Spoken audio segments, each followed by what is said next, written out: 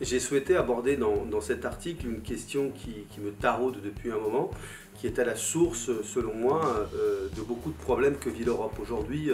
on est très critique avec une Europe qui aurait perdu le sens historique qui doit être le sien, une Europe qui semble être aujourd'hui technocratique, une Europe qui est gouvernée par les chiffres et non pour les hommes. Et moi j'ai voulu creuser en fait cette question d'un point de vue non pas politique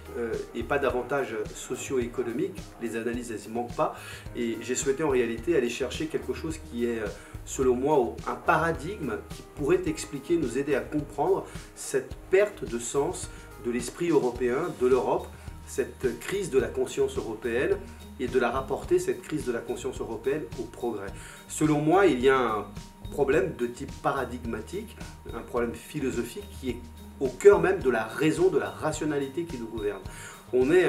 dans une sorte de rationalité technocratique, dans une raison instrumentale, avec une raison technique qui est capable, par sa puissance, de comprendre le monde, de comprendre à travers les sciences de la nature ou les sciences même humaines, mais qui a du mal à saisir la vie et la vie des gens. Et c'est une critique qui avait déjà été abordée à un moment critique en Europe, au milieu des années 30, par un très grand philosophe, Edmund Husserl, un Allemand, qui en 1934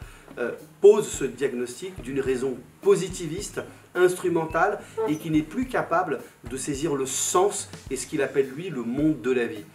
Plus tard, après la Seconde Guerre mondiale, d'autres auteurs, allemands eux aussi, mais d'une autre tradition, d'une tradition plutôt hegelienne ou marxienne, qui a donné ensuite l'école de Francfort, Theodor Adorno et Max Horkheimer, font aussi cette critique d'une raison positiviste et instrumentale. Je crois qu'aujourd'hui, nous sommes revenus avec cette raison instrumentale et positiviste, où c'est simplement la rationalité technique, la puissance de calcul de cette raison qui agit sur le monde. Et il y a aujourd'hui une perte de sens qui fait que l'Europe ne sait plus ce qu'elle est, ne sait plus quels sont ses fondamentaux, et je crois que c'est au principe même de la crise politique aujourd'hui que nous vivons, une raison qui n'est plus capable de saisir ce monde de la vie,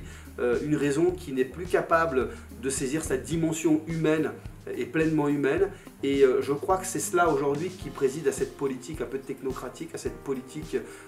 instrumentale, une vraie puissance de calcul par la raison. Et aujourd'hui, à l'ère de l'ordinateur, à l'ère de la révolution numérique et de l'intelligence artificielle, nous sommes avec une raison que nous pourrions dire algorithmique. Nous sommes avec cette raison algorithmique qui aujourd'hui préside à l'ensemble des processus et des actions politiques sur le continent, mais plus largement sur le monde occidental. Je crois qu'il y a une vraie crise de la raison,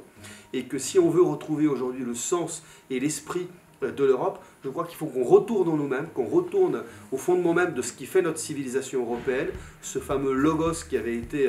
découvert, inventé par les Grecs il y a 2500 ans, qui est le propre de l'Europe, qui est le propre de notre civilisation européenne, mais dont nous avons perdu le sens, et nous nous sommes aujourd'hui uniquement concentrés sur une sorte de raison, uniquement sur sa puissance de calcul. Je crois que cette difficulté-là, elle est au fondement de toutes les difficultés politiques qui font qu'aujourd'hui on a ces critiques qu'on entend tous les jours d'une Europe distante, d'une Europe